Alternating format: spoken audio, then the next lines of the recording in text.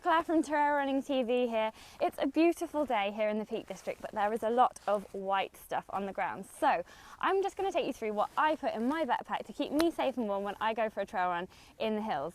So first of all, what I'm wearing, some thermal leggings, some grippy shoes. Then I've got a long sleeve top on, t-shirt underneath, possibly even a vest as well, and a waterproof jacket, a hat.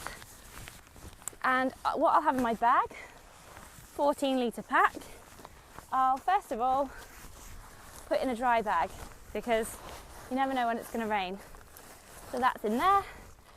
Then I've got a first aid kit. I always carry one of these, not just for myself but other people who you might find in difficulties on the hill. So painkillers, survival bag, whistle, plasters, penknife, that kind of thing. So that goes not in the bottom of the dry bag but at the bottom of the bag, so that I can easily unzip the sides and get it straight out. It's in its own little dry bag, so that's fine. So that's underneath my dry bag. Then I will put in a insulated jacket for those times where if you're injured or you need to stop or you just need a snack or you need to sort yourself out, you need to put some extra layers on. I will always pack a pair of waterproof trousers because not only for rain but for wind, they give you a massive increase in thermal resistance. So then I've got some gloves. These are really thick mountaineering gloves, and I like to just put them in because sometimes my hand gets cold, because I usually wear these gloves like this. These are from Peru. They were made by some ladies in a homestay that I did, and they've got a fingers free, so that allows me to operate my iPhone to do videos like this whilst I'm on a hill. So I'm very low tech and I just like to wear little gloves like this. So then I'll often have a buff as well to keep my neck warm, or if I get too hot with my hat, I'll just put it around my head. Obviously this is a Run 1,000 Miles buff because I also work for a trail running magazine, so that goes in there too.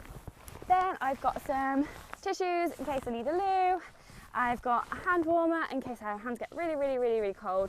Hands are really vital on winter runs because once your hands stop working, you stop being able to do things like do up zips and open stuff and open food. Really important. So talking of food, my favourite part, so I've got some sweeties which I can hand around, which is really good for morale for the rest of the group that you might be running with. I've also got some individually wrapped flapjacks, nothing fancy, just a quid from Morrison's. So they go in side pockets. So you can see here they're in the side pockets because I want to access them easily.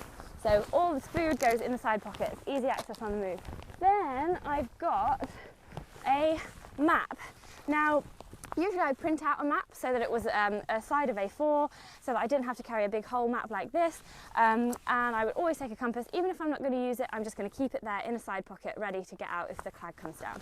Then I've got a card. If I get really tired, I just run down to the nearest town, get a taxi back.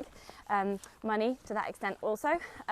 Emergency contact details, really important to tell someone where you're going and when you might be expected back, and then let them know when you are back, because otherwise they might send out the search party and you might be really embarrassed. So then finally on winter run, no, not finally, second finally, some ice spikes, which I've told you about in another video. I keep them in a separate bag so that they don't spike the rest of my stuff. And finally, drink. It's really important to keep hydrated even in the winter, so always pack some water, not too much because you might find a stream that you can fill up from on the way if you're running a high level route. But that's all that I pack for winter running. So enjoy your time on the hills, stay safe and enjoy yourself, and I'll see you out there on the trails.